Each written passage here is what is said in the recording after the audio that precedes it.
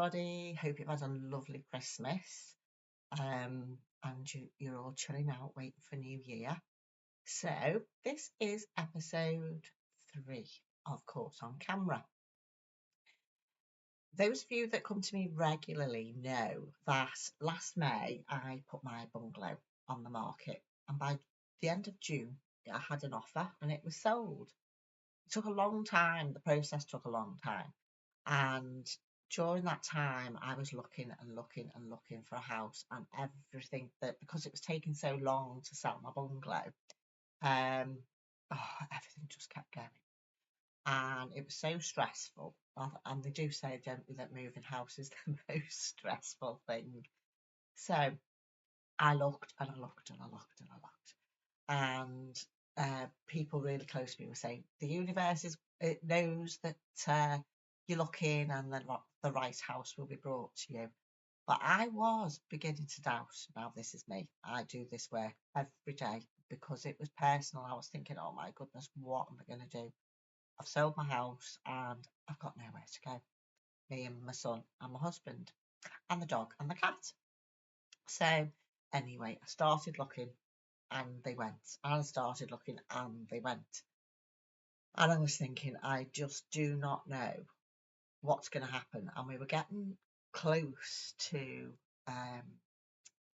exchanging contracts, and a house came up near my daughter. Now, my daughter's quite poorly, and so is my grandson. So it was my grandson who was on the first Caught on Camera video. And I thought, oh, well, this would be good because it'd be close to them and I can help my daughter. So I was asking them upstairs, oh, is this right? Is it going to be right? And you know what? It's true. Sometimes in their silence, and sometimes you think they're not standing up for you, they're not helping you. They actually step forward. So obviously the house that I'm in now is the one that I was meant to have. Now, I was looking through houses, looking at photographs, and I came to view this property. I took some photos and to show my daughter and my son. My son's and this photograph was captured. And yes, many skeptics would say that this is just the light on the camera, the sun in the position, blah blah blah. But if you zoom into this photograph, um, it it's got every single colour of the chakra on this photograph. It is lit up with circles of colours, and it looks like an angel standing in the garden.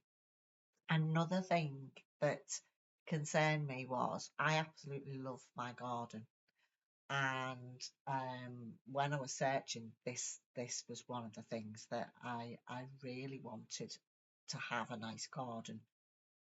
Some of them didn't have very big gardens, some of them just weren't set out right, and I was thinking, oh gosh, you know, what about what am I going to do with all my, if anyone's been to my house, they know that it's like a fairy garden.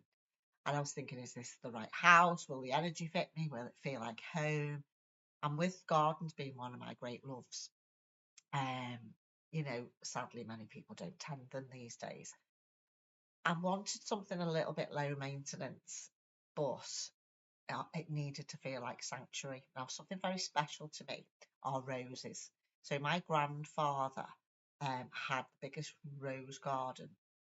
He lived in Doreen Avenue in Morton, and the rose garden was so beautiful, and it smelt. They were called oh, what were they called? But they were blue anyway. The roses were blue, and they were absolutely stunning.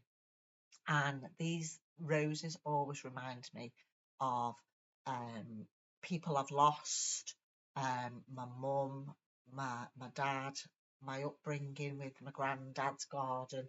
And so I was thinking, right, I can bring all my roses with me. I came to view this house, and every plant in the garden was a massive tall rose bush. So I was thrilled.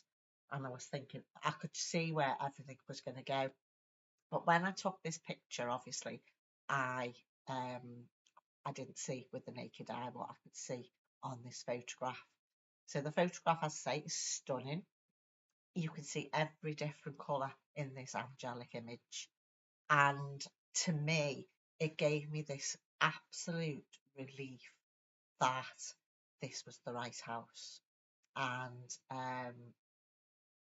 it was just, it was, when did we move in? 19th of November we moved in. And a week later, there were 3 roses on each bush in November. Beautiful yellow roses, beautiful pink roses, as if the garden had been waiting for me. And it was just absolutely stunning. And I want to say that you've got to remember that the universe, the spirit world, will show us things in their own way, not in a great big kaboom. And it was as if somebody was standing there answering me.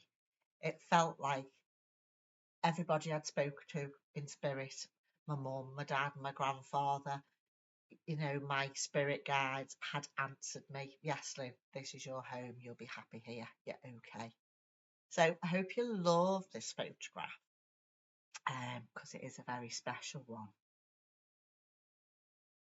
There's nothing staged about this. It was just a simple moment, a question whispered in my mind, a connection to all those that guide me, and a beam of light settling into a place where I would soon call home.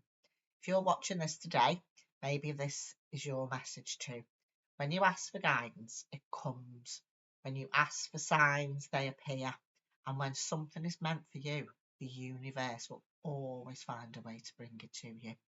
Not every wish we make is granted by the universe, because some things aren't meant for us. I want to wish you a happy new year as the old year comes to a close. And I want to say to you all that 2026 will bring you blessings, bring you love, and bring you good health. And I hope to see you in the coming year. Sending you lots of love. Have a great evening on New Year's Eve. We don't really do anything New Year's Eve, to be honest. Just me and my husband and my son, and the dog and the cat. But we will be thinking about everybody and sending love to all those who need it. See you in 2026. Bye for now. Thank you for sharing this moment with me. May the path ahead unfold with clarity. May your heart stay open to the quiet signs. And may you always feel held by the light within you. Until next time, look for those signs, sending you love and positive vibes. With love from me, Lynn Robinson.